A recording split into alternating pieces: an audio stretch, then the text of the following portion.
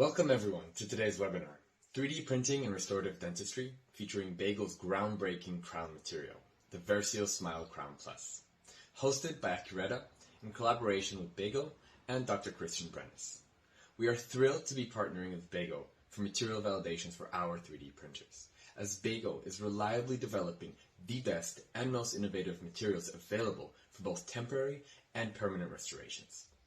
The German company with over 130 years of experience in the dental industry is well known for upholding the highest quality standards. And today, Marius Kempf, the Senior Product Manager for 3D Printing at BEGO, will be joining us and giving us an overview of the VarseoSmile Crown Plus and the VarseoSmile Temp.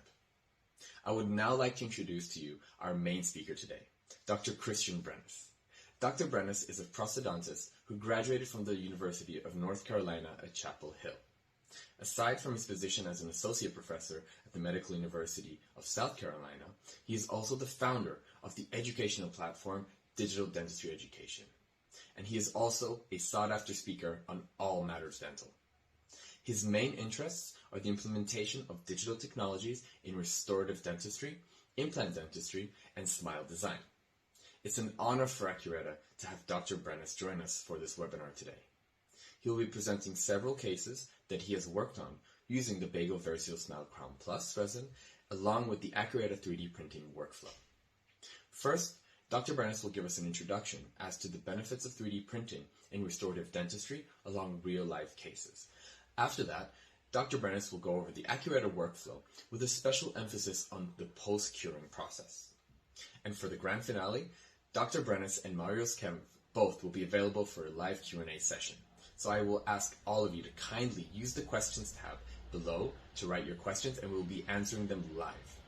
I would like to thank all of you for attending, and now I'm looking forward to the product introduction by BEGO's Senior Product Manager, Marius Kempf. Thank you for joining us, Marius.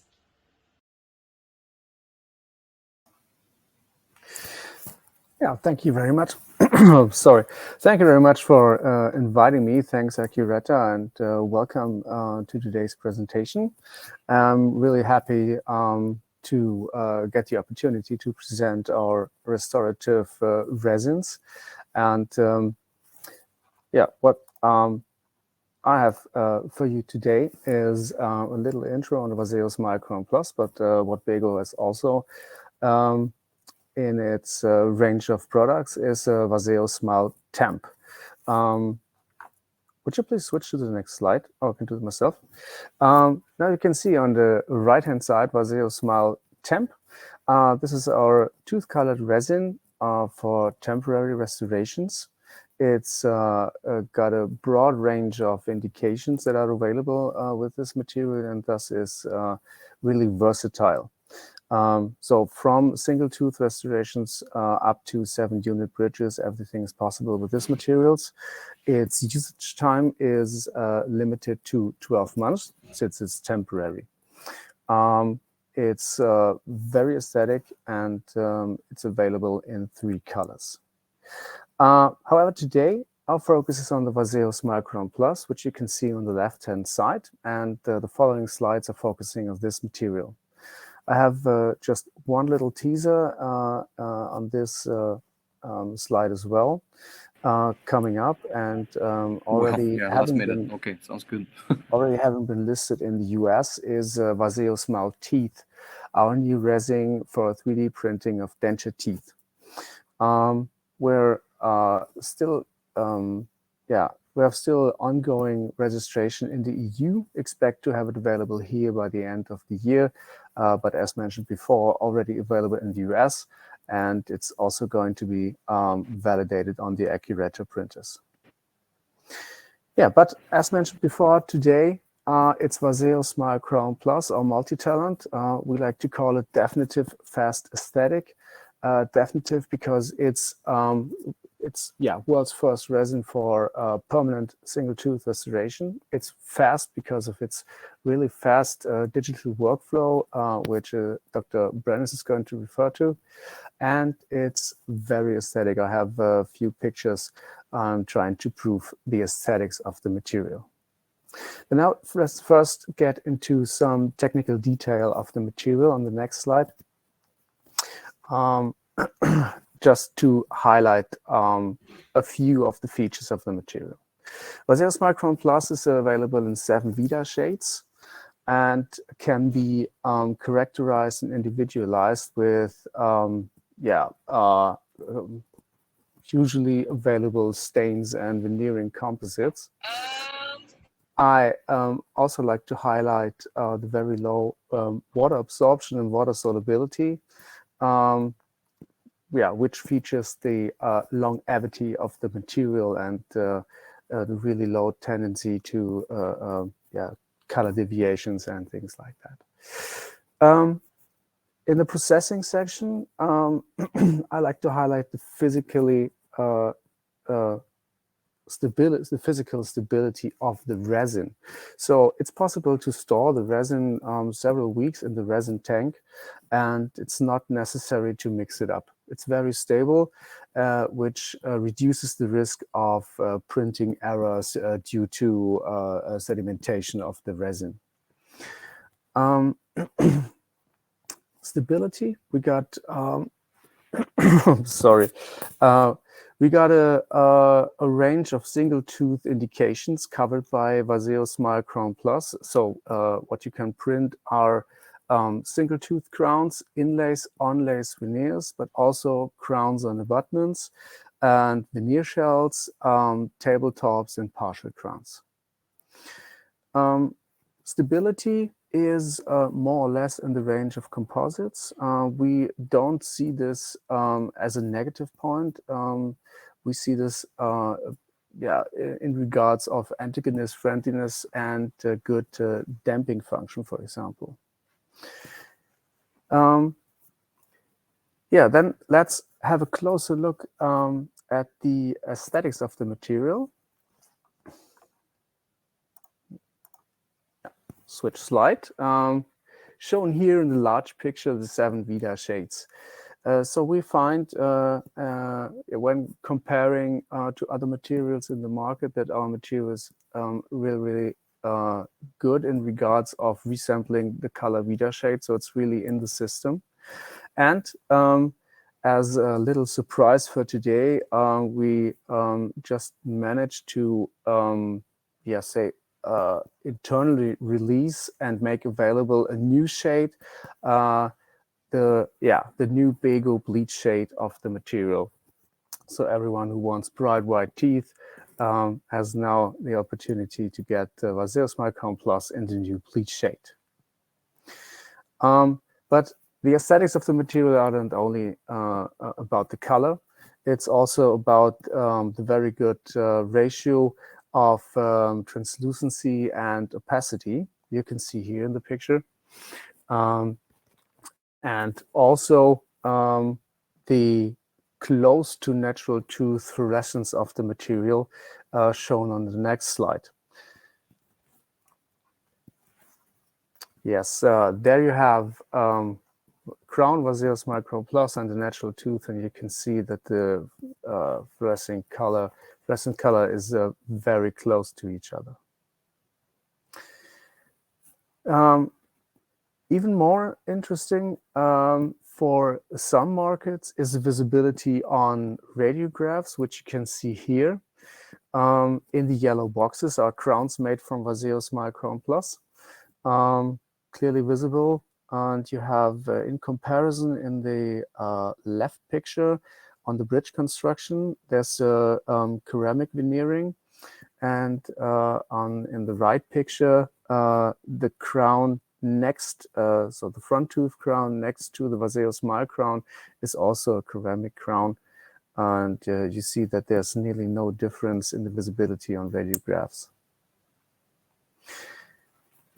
Yeah, and what we also have available for download on our website is a collection of scientific studies conducted with the material. Until now, it's only in vitro studies that are available for download.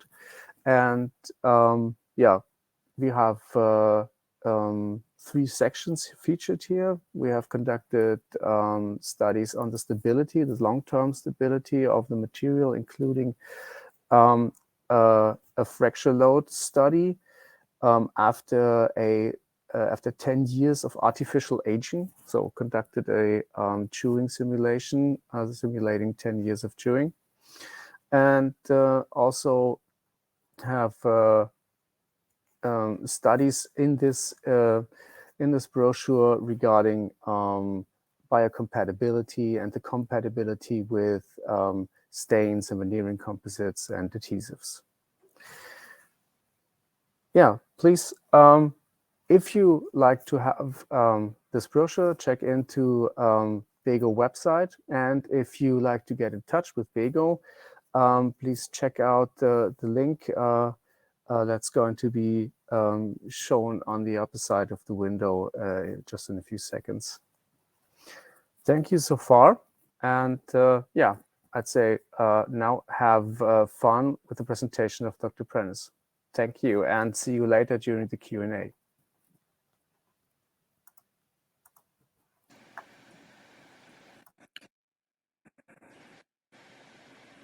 Thank you very much, Marius. I will go ahead and start sharing my presentation to everybody. So give me just a second.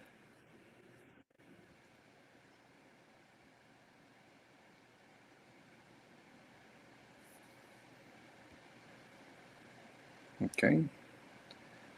I hope everybody can see it from there. Well, basically, the whole intent of the presentation, even though it's short, is to demonstrate and actually show some clinical applications of VarseoSmile Crown in different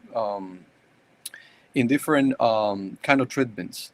So thank you very much for everybody that joined today. I know it's hard sometimes in the middle of the week, in between patients. I will try to keep this short and sweet and basically just show a little bit of what we're doing, what I'm doing personally. And when I say we, is also my residents in the master program that we have in digital dentistry here at the Medical University of South Carolina. So just a quick introduction about myself. I am a prosthodontist. I have been the program director in the first full-time master digital dentistry program or residency that we have here in the United States. So this has been quite an honor for me. We have tried to impose this new and advanced curriculum to people interested in learning all the different technologies from 3D printing to milling, CAD design, in different aspects, the restorative aspect and also the implant surgical aspect. I'm also the founder of Digital Dentistry Education, and for the ones that don't know me, my main interest has always been the application of digital technologies to aesthetic dentistry, dental implants, and restorative dentistry in general. So this presentation, the main focus, even though it's going to show clinical cases, is to show the potential of resins like this one. Because I believe, back in the days when we were trying to use different resins, when it comes to affordable printing, we didn't have something that was biocompatible. We didn't have something that we were able to use in the mouth for a long period of time. And the main application that I personally think or the main advantage that this resin has over many of the other resins, that even biocompatible resins, is the versatility. Why do I say that? Because when you use surgical guide resin, you can only use it for surgical guides and so on. But this particular resin can be used for different restorations, and it has different applications in dentistry in general. Now, I want to make a disclaimer here, because even though the company's recommendations is to use this resin for crown and bridge final restorations, we as clinicians, we use it for some more applications as well. So we have to make sure that, first of all, we're using the recommendations that are based on the manufacturer recommendations, but also that we're using these resins following the workflows that have been approved by the FDA and some more organizations. We don't always do it. I know everybody has a different workflow. It has a different application. I will just show the way we usually use it and the workflows that we're applying based on our clinical judgment. So let's start with the nice part of the presentation, I guess, showing some clinical applications. I will start with one of the main applications here, at least in the university. We use this for a lot of smile design cases. And when I say smile design is because we get cases like this one. The one that you see on the screen is a patient that needed to be treated aesthetically and functionally. There were a couple of teeth that were on restorations that were failing already. You can see some extra cement in the lateral incisor right there. There was a fractured crown. We needed to do some extractions, and the patient was unhappy with aesthetics. So when we digitize these patients and we take intraoral scans of the patient along with pictures, we're able to start designing the smile even before we touch those teeth, right? And that's what we really want, to be conservative and offer the patient a solution without having to be super invasive when it comes to these kind of treatments. So in this particular case, what we did was to scan the case. We took some intraoral pictures. I know there is some people that will also like to have facial scans. In this case, using a CAD software, ExoCAD, for the smile design, we were able to show the patient the possible before and after, get the approval. And one of the main advantages of doing this kind of treatments is that we can go from the previous situation to a mock-up, and then from the mock-up to prepping the teeth. So we digitize the preparations. From the mock-up, we have a pre-op situation that we can use to design the final restorations. And in this case, one of the main limitations that many of these patients have is that financially speaking, they're not able to afford a full arch sometimes, or even a full mouth rehabilitation right away. So what do we do? Well, in this case, what we did was we were able to use a crown and bridge resin to restore this patient. This resin can be used indefinitely, has been approved to be used in the mouth indefinitely, but also in some instances for patients that will require stronger restorations for whatever reason. Maybe they're bruxing, or maybe they have, or maybe even the dentist would like to just change them to get restorations that aesthetically speaking might be different, because you will need more translucency, or for whatever reason. You will be able to use this as a very, very long-term temporary restoration in the worst case scenario. Again, this is made for final restorations, but is the versatility of this material, because at the end of the day, if we can provide this patient with restorations for a fraction of the price of what we usually charge for all ceramic restorations, is an advantage for that patient to be able to be restored in a more timely manner, and also for us to be able to provide these treatments to a lot of people as well. And that's what we did. So from that design to the printed restorations, we polish them. In many cases, what we do is we use a staining technique to make these professionals look more realistic. And then from there, we're able to take the patient from a previous situation to a more ideal and aesthetic situation in just a matter of 1 or 2 appointments. In this case, it was 1 appointment, same day dentistry. Before, we were not able to use 3D printing technology, quite honestly, to do 1-day dentistry. And that was one of the main limitations with previous versions of the materials. They didn't have the approval, and the formulations were not there. I think it's exciting to see that in the last couple of years, one of the areas that have been that we have been involved in the most has been 3D printing, and especially biomaterials. So again, a great application for many of these patients. What's another application? We have different ways to do digital dentures, but in many instances, we can also use crown and bridge resin to be able to print the teeth that are going to be used for the digital dentures. And why not? I will give you a little example right here, in which sometimes people would like to have a monolithic denture instead of having two separate parts and then having the teeth cemented to the base of the denture. We can also, if that's the workflow that somebody would like to use, they can also print a monoblock or monolithic denture and then just stain the outside. What's the advantage and the disadvantage? Well, instead of having to cement two parts together and glue them together, you have one single piece. Some people believe that one single piece can lead to stronger dentures at the end of the day. But, you know, is the freedom, again, is the versatility and is the freedom of workflows and biomaterials to be able to let us do different kind of restorations as well. So in this case, we had a patient that presented that wanted to have some digital dentures done. In this case, we scanned not the patient intraorally. We have a different technique.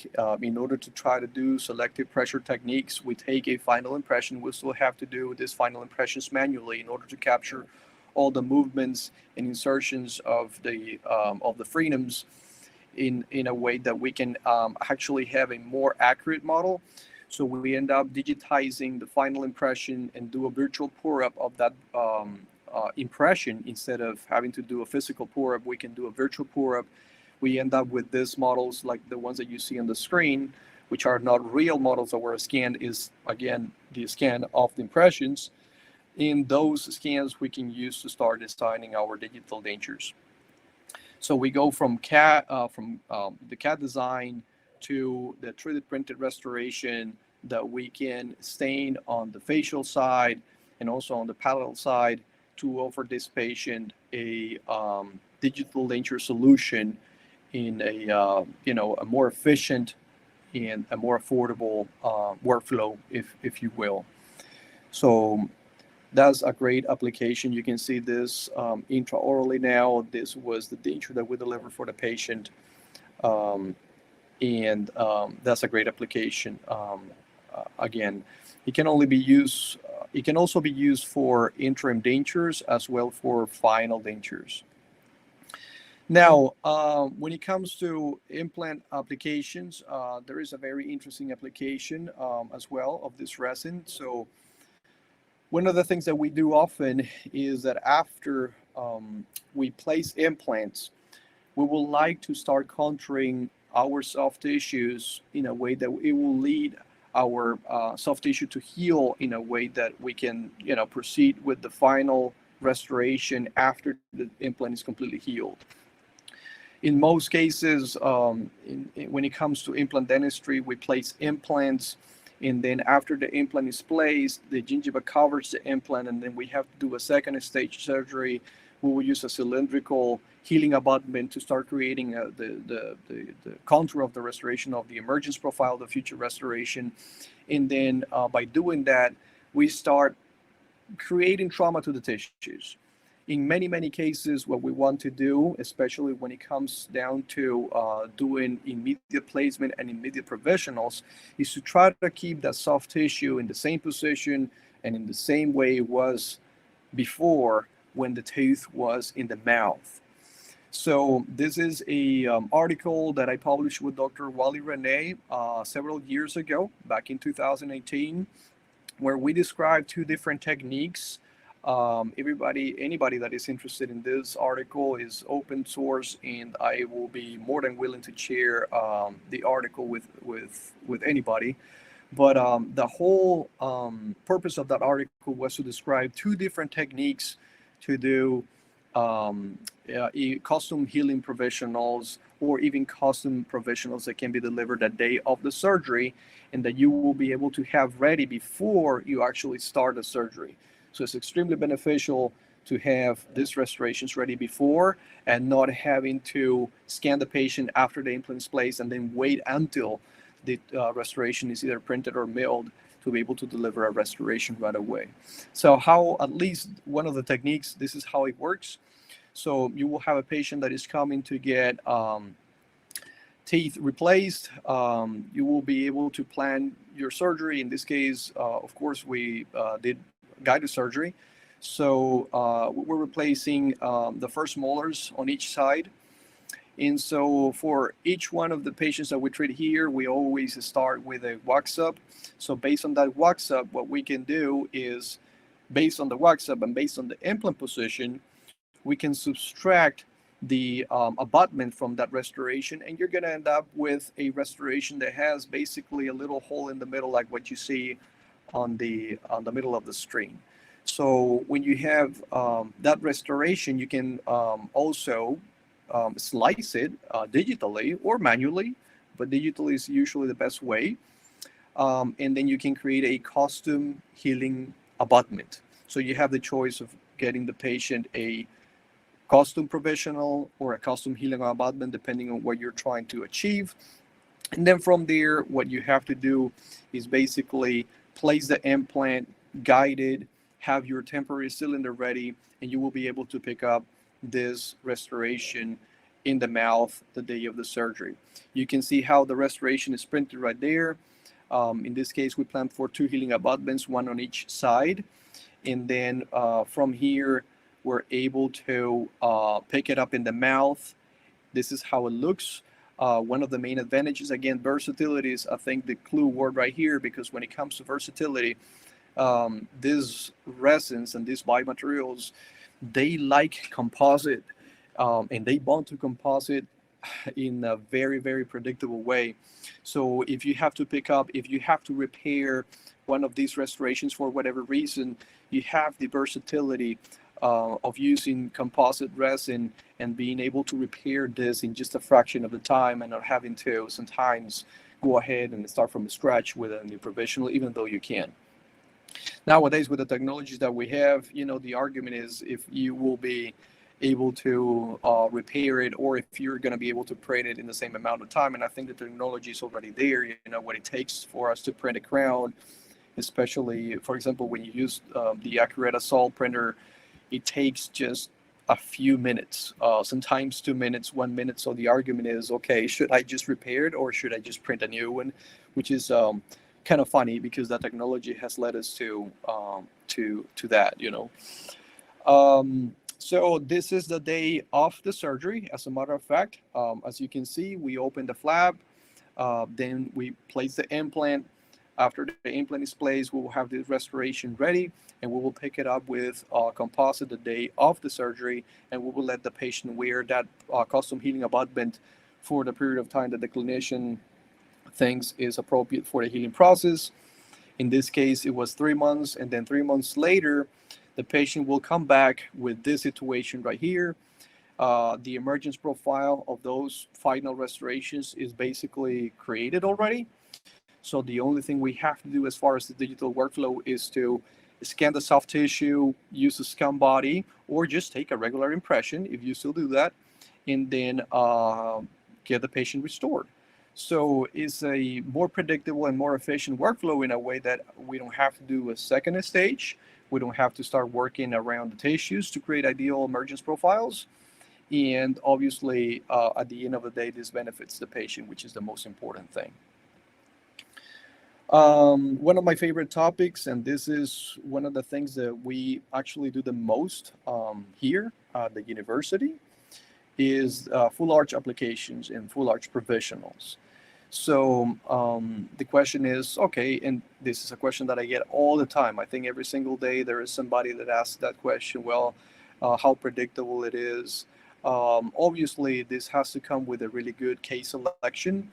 But yes, we do it all the time. I mean, we use this type of biomaterials, crown and bridge resins, to create a implant-supported bridge that can help our patients, and not also help our patients, but also at the time that we have to create this, we call it prototypes. If you're going to be restoring with a different material, let's say zirconia, monolithic zirconia, you will have to get some kind of prototype before to try it in the mouth and confirm the passivity and confirm the statics and confirm the occlusion of that patient. So usually what we do is we print these restorations, we design them in-house, we print them, and then after the restoration is printed, we sometimes let the patient wear this for a couple of weeks, see how it accommodates to the occlusion, if the patient is completely fine with the aesthetics function of the restoration. And from there, we either just proceed with the final restoration, meaning it can be from different biomaterials. Again, it can be another printed restoration if we have to do a lot of adjustments, or we proceed with a different material if that's the case. Right now, we have currently one resident that is actually doing a research project based exactly on this application.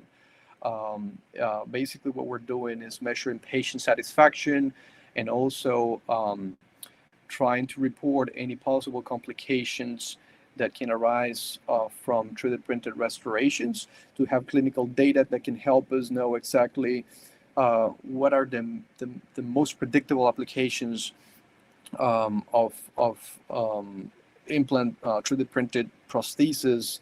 What are the best scenarios to use this kind of workflows versus alternative materials? So I think it's quite nice that we're trying to gather this data to try to come up with conclusions at the end of the day.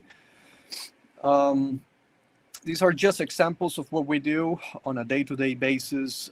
These residents have been trained on all these applications, and the previous ones have been my own personal cases. I will show you some of the cases that my residents are doing, and I feel very proud that they learn and they apply these techniques on a day-to-day basis. So we, again, from single crowns to shell provisionals, this is another application that we have. So in order to provisionalize patients, sometimes what we do is they will design the wax up, and they will generate a shell provisional that can be relined in the mouth the day that they're doing preparations. And the patient can walk away with a stronger and more beautiful provisional, if you will. As I mentioned, implant-supported provisionals or even implant-supported prosthesis is another application that we do on a daily basis here. So one of the most, I would say, concerning parts of 3D printing is the fact that we are talking about biomaterials and 3D printers. We usually just think about the printing side. How fast the printer is going to be, how long does it take, but many times we don't think about what's going to happen in the post-curing side. And I think this is extremely important. And this is another disclaimer because these resins, as they are approved, we have to follow strict workflows for these resins as how they have been approved by different entities. So it's important for clinicians to understand that in order to achieve the final properties of these materials, we have to take into consideration the post-curing process. Extremely important, because then we will have to have control of all these different factors. One of those factors is the wavelength. So if we are actually using a post-curing unit that will allow that material to properly cure, sometimes these materials will require a very specific wavelength that only certain post-curing units can offer. The second one is temperature. So these materials have to be validated when we're post-curing these materials. We have to make sure that the wavelength and the temperature are under control in the unit that we use, because the temperature will also determine how much time it will require for that material to be 100% post-cured. And then the last one, as I just mentioned, is time, but also as it relates to the power of the post-curing unit or the flux. So those three things combined is what is going to provide you with the right post-curing. And based on the right post-curing, you can achieve the final properties. So it's very important for you to consider, again, not only the printer, but the whole workflow, the whole ecosystem, in order to achieve the final properties. We get that all the time. We get people complaining about, restorations that have been fracturing, or even some more properties are failing. Yes, but what kind of post-curing process are you following? Are you following the recommended process, or are you just getting a random post-curing unit and creating your workflows? Of course, you're going to have different results because that's not the way the material is validated, right? Back in the days, again, it was a little painful for people that were adopting these technologies many years ago, including myself, because we were basically experimenting with different units because we didn't have something available in the market. So we were using nail salon curing units, just because we thought, okay, well, UV light is UV light. But we were not thinking about, again, ideal workflows using a specific post-curing units to achieve these properties.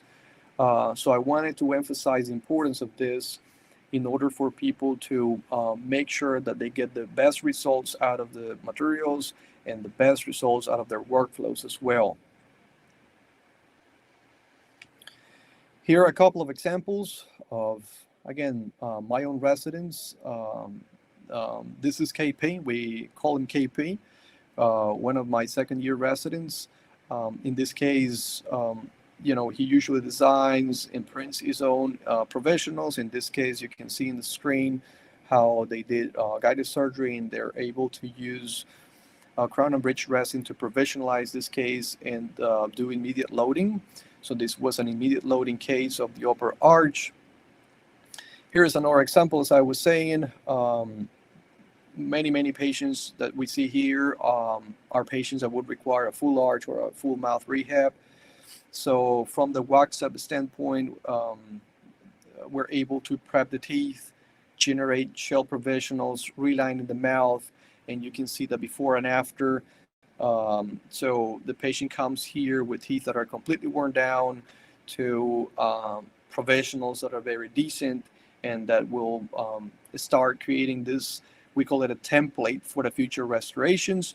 And then once the tissue is healed, then you can either 3D print new restorations, or you can decide what type of biomaterial you will use for the final restorations itself. Having said that, the resins have been approved for an indefinite period of time to be used in the mouth. So again, one of the advantages is these patients can wear these professionals indefinitely for a very long period of time.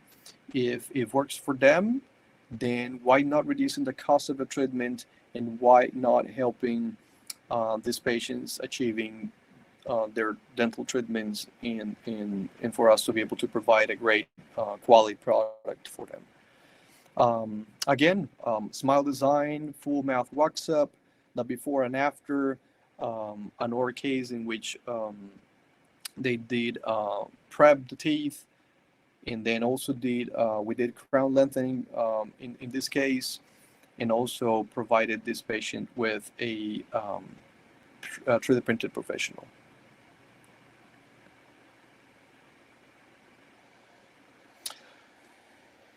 I hope the clinical applications were clear. Obviously, I would love to have way more time to go on the deeper side of the A, B, and C of how these cases are done. But obviously, I also wanted to give enough time to the BEGO team and to the Ackuretta team, and also to the participants to ask questions, and we will have a really nice discussion and back and forth about like different applications of these biomaterials.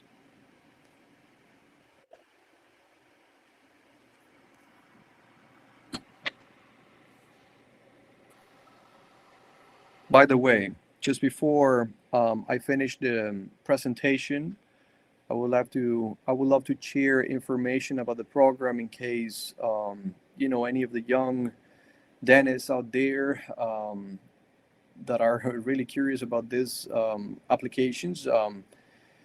If they have any interest in a program like this, we have this digital master program, which is a 24-month program. Ends up with a thesis project, and it's a very clinically oriented program. So that's all we do. We see patients, we apply these technologies in clinical dentistry on a day-to-day basis. It's super fun. We have a really good time. It's a very new program, as I said, and that's a great option for people that are willing to join a program for 2 years, that are able to move to this beautiful Charleston area and have a nice time. For people that are not able to join a program like this, but still interested in being trained, then the only other course that I have is our online course in digital dentistry education platform. You can follow any of those two links, masterdigitaldentistry.com or digitaldentistry.education.com. So we have an entire 3-month training.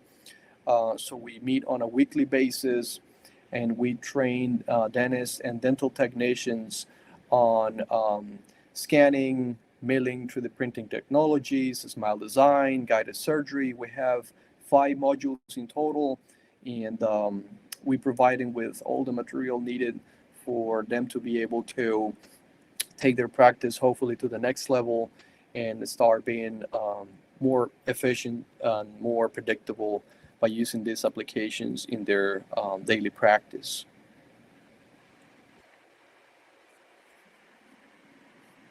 Okay.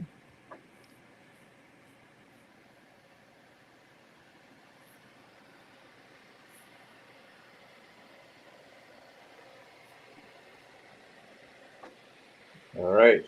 Well, thank you, Dr. Brenes, and thank you, Marius, for joining. I sure learned a lot. I hope our audience did as well. So my name is Elon. I'm part of the team here at Ackuretta, and we'll dive right in. I just want to touch on a few points on the side of the system from Ackuretta. So we here at Ackuretta, we believe in making same-day dentistry a reality, and with the help of BEGO and the likes of Dr. Brenes, we're able to do so. We keep developing our technology and offering better solutions to our end users. Now, having said that, we here offer an end-to-end solution from the slicing to the post-curing, to the post-processing, sorry, and we include everything in-house. So next slide, please. I would just want to touch upon the premium printer that we have in our product lineup, the Soul. As you can see, Dr. Brenes has one right behind him. This is our premium printer with groundbreaking technology, the monochrome LCD. Compared to other LCDs in the market, we're able to pass more light through the monochrome LCD, allowing for faster printing speeds. And this LCD coupled with the LED array that we have, we're also able to offer precision and accuracy. So that's a bit on the Soul.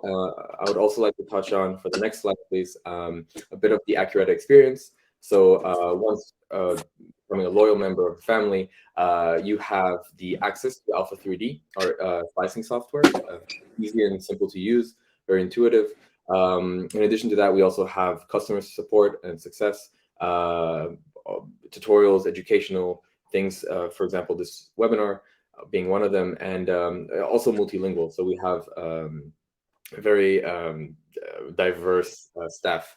And lastly is something that also worth mentioning, our 2-year extended warranty, which is industry leading. We don't see many of these from the box offering 2-year warranty. And lastly, one more thing we have with the Soul and our printers is our open library. So we have currently, I think that number is a bit off. We are pushing 150 resins at the moment of different materials available, and we keep coming out with new but calibrated and validated workflows, both on our side from Ackuretta and both of the resin manufacturers. And yeah, that's what I have to say with Ackuretta and our workflow. So having said that, let's dive right into our Q&A session. We have Dr. Brenes and we have Marius. I would suggest highly to add any questions you have in the question box below. This is the time for it, and we hope to cover all these questions now. Also on your screen, before we head into the Q&A, we have special bundles for a limited time only. which you can access through the link on your screen right now. All right, so guys, thank you for joining me. Happy to have you. Thank you for your time. So I will try my best to kind of direct some manufacturing questions to Marius and some usage and workflow questions to you, Dr. Brenes. So I'll kick off with one of our questions. So Dr. Brenes, what makes the Ackuretta sole uniquely suitable for crown and bridge printing?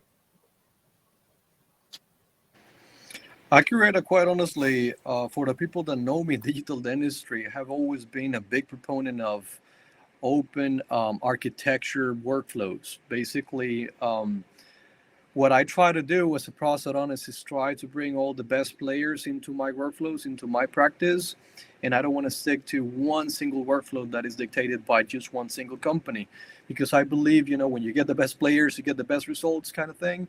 So I think the fact that Ackuretta is a open architecture printer, that we can use different materials, that is completely open in any aspect.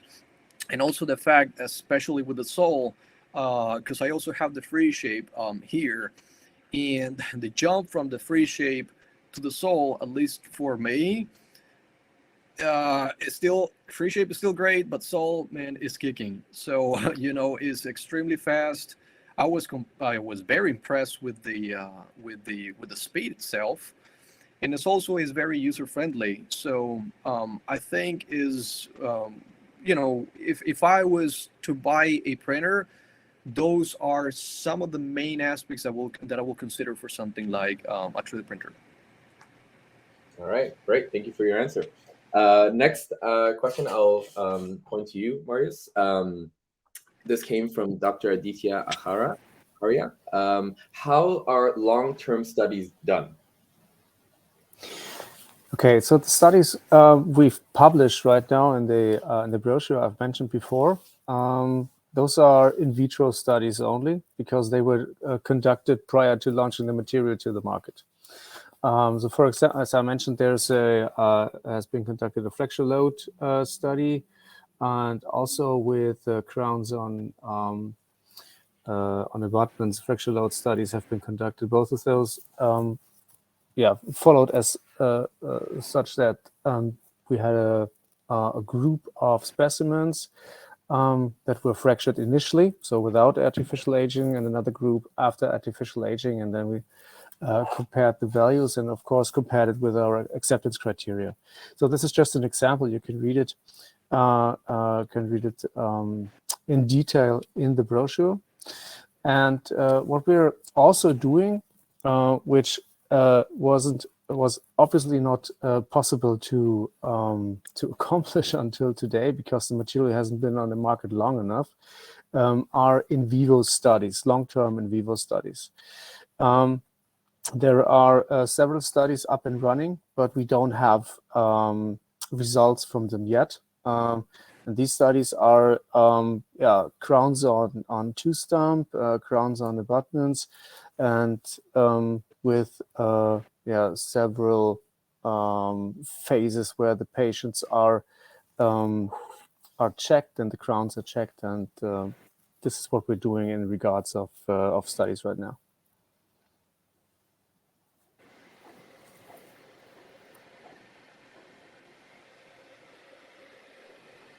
Sorry, I was muted. Thank you for your answer. I would also like to add the second part of that question, which is something that I see that repeated itself as well, is what is the lifespan of these crowns? How long?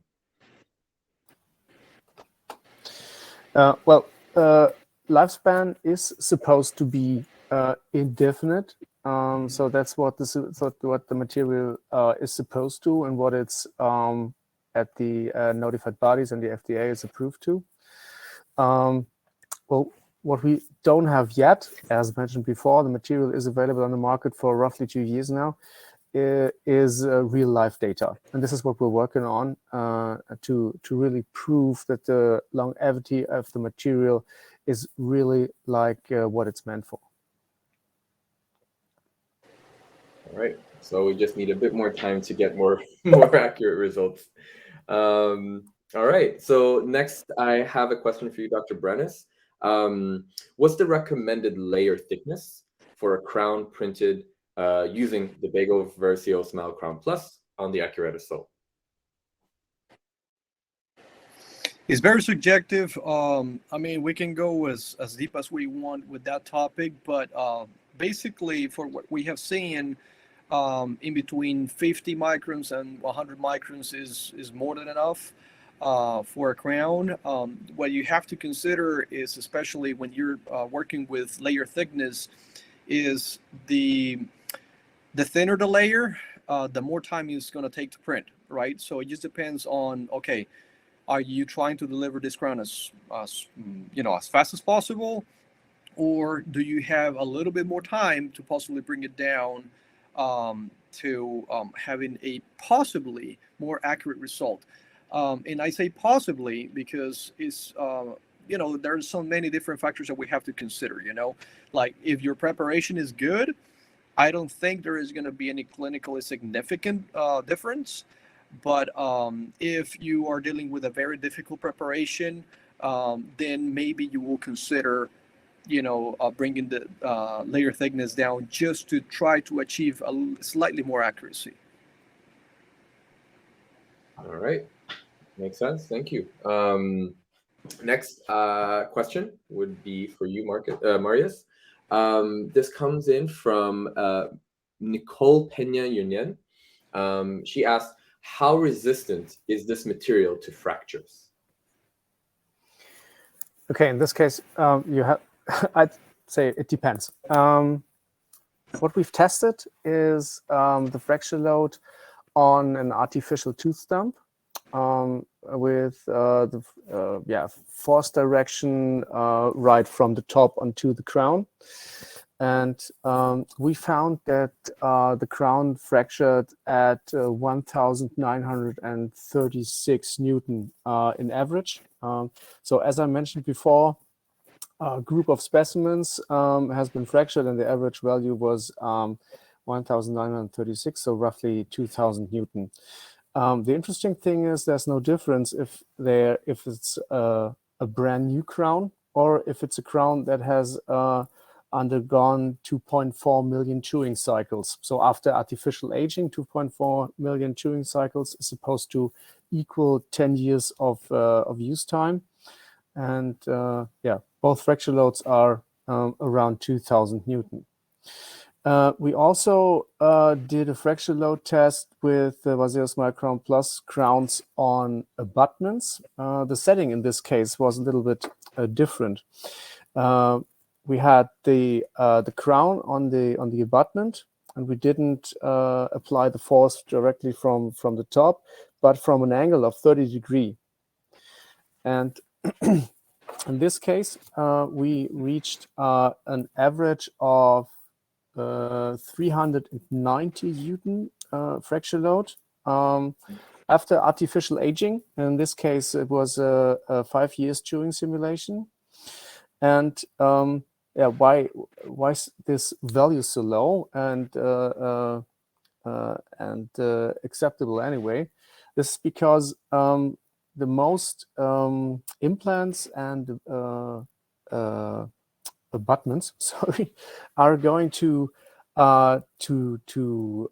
start deforming at a value of 290 Newton average, and so our acceptance criteria was above this, and which we reached, but we're not so far above this that you have to fear that the abutment or the implant is damaged catastrophically.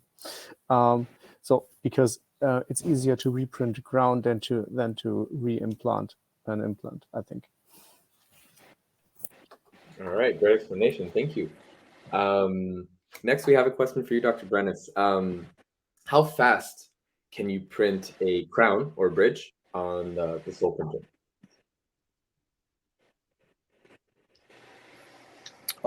Again, I'm not trying to play the smart card here, but it depends. So basically, it depends on the layer thickness, It depends also on how you position the object on the build plate. So as we know, a object that has more height has more layers, and that of course is going to affect the printing time. One of the really nice things, as I was answering, I had one of these toys right here, which is one of the nice things from Ackuretta. So, companies like Ackuretta have come up with very creative and smart solutions. So what this is a smaller build plate. I actually have the two of them, of the new ones. Thank goodness I was able to test them, because what happens is they're developing smaller build plates to be able to print faster, different restorations, right? So if you're just printing one crown, for example, you can use a smaller build plate. And so what it does is basically the printer is able to, when it goes up and down, it will be able to bring the build plate down in a faster way and try to spread all the resin across the build plate. Basically, all the surface contact that you achieve with this is done in less time, and that way you can expedite the process of printing. So long story short, it depends on how you're positioning the object, what type of resin, because different resins have different times, layer curing times, basically. And then also, if your focus is on, let's try to achieve the fastest possible, then you will have to start exploring solutions like this one to try to push it to the limits. An average answer is, for a crown, usually a couple of minutes, in between 5 to 10 minutes at the most, a small crown. And then again, the bigger the object, the more it takes. So it's going to be different for a bridge, or it's going to be different for a denture, and so on and so forth. All right, I'm happy you had that BP handy. Great, to show our Me too.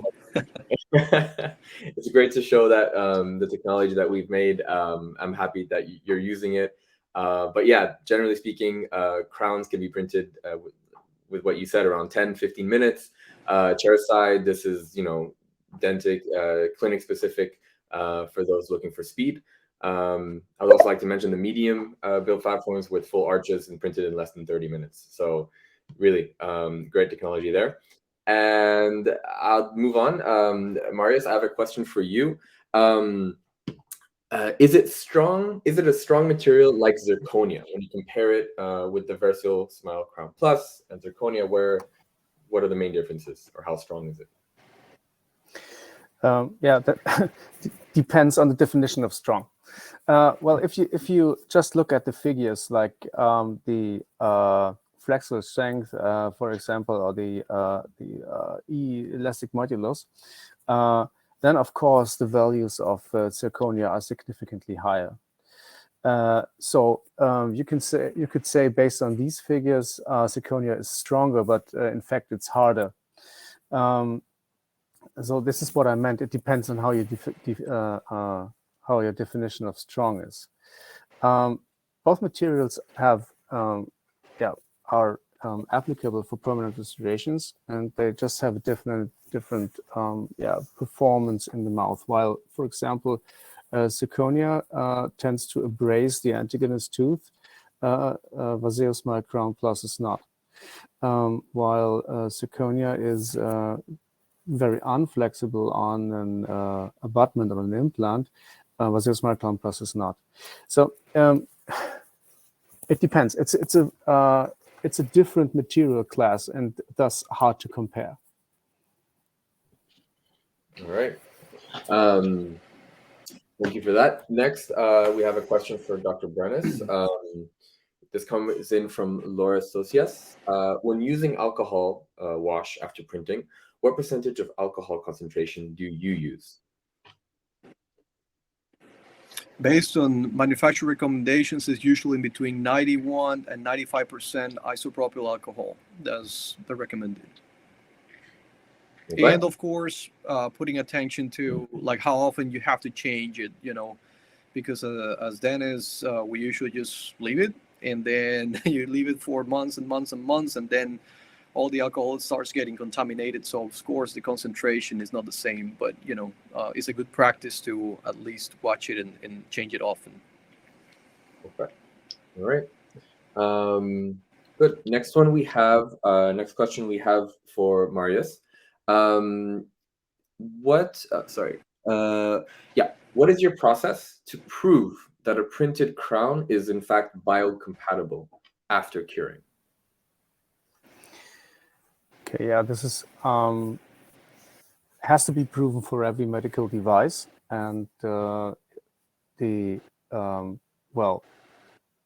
crown is printed post-cured as it is described, for example, for the validated workflow with Ackuretta. And this, this printed crown, or say substrates from this material printed, are then checked according to a standard. It's the 10993 series of standards, and this is something usual to do with medical devices. What we did in regard of VarseoSmile Crown Plus is we extended the tests. So because we claimed that our material is applicable for permanent restorations, we did more compatibility testing according to the standard 10993. So for example, tested not only cytotoxicity, but also irritation, sensitization, pyrogenity, genotoxicity. And this is what we do in regards of biocompatibility with the medical device VarseoSmile Crown Plus. All right, thank you for your answer. Great details. All right, next question we have for Dr. Brenes. What is the best way? Sorry, this comes from Danny Horlick. What is the best way to scrape cases off the build platform? Okay, 2 words: very carefully. Basically, I use a spatula, but I mean, usually, and I see the problem, sometimes the object gets really, really stuck on the build plate. Just very carefully with patience, use a spatula. Is kind of easy, but you have to be careful. That's my best answer, quite honestly. All right, great tips there. Very carefully, yes. All right, guys. For the audience out there, this is the last call for any questions. If you're here and you still haven't asked, please go ahead. There's a question tab on the right-hand corner on the bottom of the screen. Post your questions there. We'll be answering them live. Now, I have another question here, and I think this can go out for both of you. I'll address it to Marius, and then maybe if Dr. Brenes, you'd like to follow up on it. Dr. Aditya Acharya asks, can they be repaired, or do the crowns need to be redone if fractured? There's a way to touch up. So, Marius?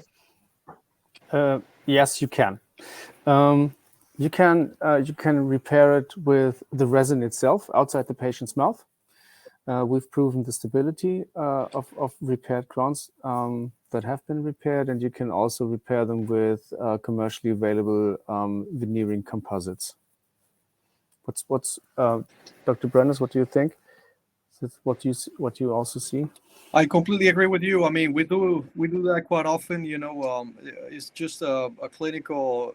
The clinician has to evaluate the best possible scenario there, because when we talk about failures, there are failures that are not catastrophic, meaning that maybe it's just a fractured line somewhere that you can repair, as Marius was saying, very easily and very efficiently.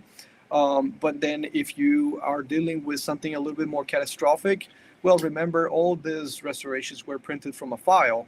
So sometimes instead of dealing with taking your clinical time to having to, in the mouth, repair the restoration, you can print another restoration and have it ready when the patient comes. So it might be even more efficient to just print another one from the same file and then just wait until the patient comes to your practice and deliver it. So It just depends on the type of failure or fracture and the type of case, but you have both options. And again, I think the clue word for me, at least the message that I was trying to give out of my presentation, was versatility. So having this versatility is what is the most the best advantage that we can get out of it. All right, thank you, gentlemen. Next question we have comes in from Scott Silver. Do you charge the patient for a permanent crown or onlay using this material? Dr. Brenes? You bet. Yes. The answer is yes. I mean, it's your clinical time. Even though, somehow as clinicians, we're reducing costs somehow, you're also investing in technology to be able to get there. And the most valuable thing is not trying to compare, penny to penny. How much of the material you're using is basically the value of your time. So basically, you're charging for your time to be able to move the case along, and try to provide these patients with a better solution. So the answer is yes, absolutely. Now, having said that, and this is something that touches my heart, because having said that, the fact that we can reduce the cost somehow also allows to give back to the patients and the community. So even though I think you should charge, there might be cases in which you can reduce the cost, and why not? Some kind of practice that at least I try to have is to have one case a year that we can donate, to a patient that cannot afford dental treatment. So if you can reduce the cost, and if you can, if somebody can benefit from that, why not just trying to give back to people in some more ways, right? All right, I appreciate that.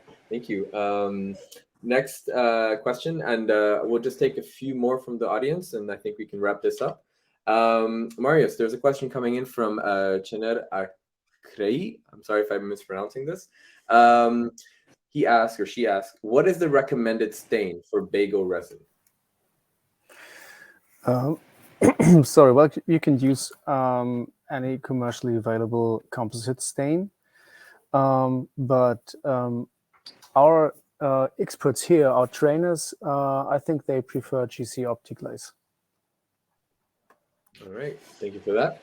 Also, I would follow up with a question coming in from Fabiana Vladi, and they ask, which is the cement the dentist can use with BEGO VarseoSmile Crown Plus? Marius? You have to use an adhesive. And we have some recommendations in the written in the IFU in the instructions for use. So, for example, you can use Relix Anisam, and let me check. There was another one. Give me a second to look this up. But yeah, it's got to be sure. An adhesive, and adhesives will work. Okay. That's what we follow as well. I mean, we try to maximize the bonding with by following a bonding protocol. So any type of resin cement, in theory, will bond to this kind of material, but also you have to contemplate if this is going to be for a final restoration, that you're following a bonding protocol, etching the tooth, bonding agent, and then resin cement as part of it. Some people, and this is something that has to be studied, some people suggest, sandblasting the restoration before cementation. Some people don't. I think just the chemical bonding that you get out of the resin cement is enough, in my opinion, so you don't have to. But there are some different opinions, that people, they just have their own workflows as well, and it is respected. I don't personally do it. Right. All right. Thank you for that, gentlemen. Next, I have a question from Marius in regards to the BEGO resins. In which countries is BEGO available, and how can one get in contact with a distributor or a reseller for these resins? Okay, I think it would take too long to to tell you all the countries the resin is available in. It's definitely available in the US and in the EU. To be sure it's available in your country, just go on the BEGO website and have a look for your country's representant. Or just write an email to info@BEGO and someone will answer you, I promise. All right.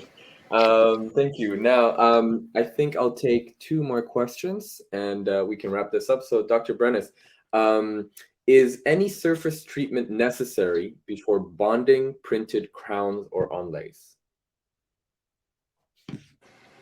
Yeah, as we talk about, I mean, it's just not on the restoration per se. Obviously, you want to avoid contamination if you're going to be trying the restoration beforehand, just to make sure that everything is fine.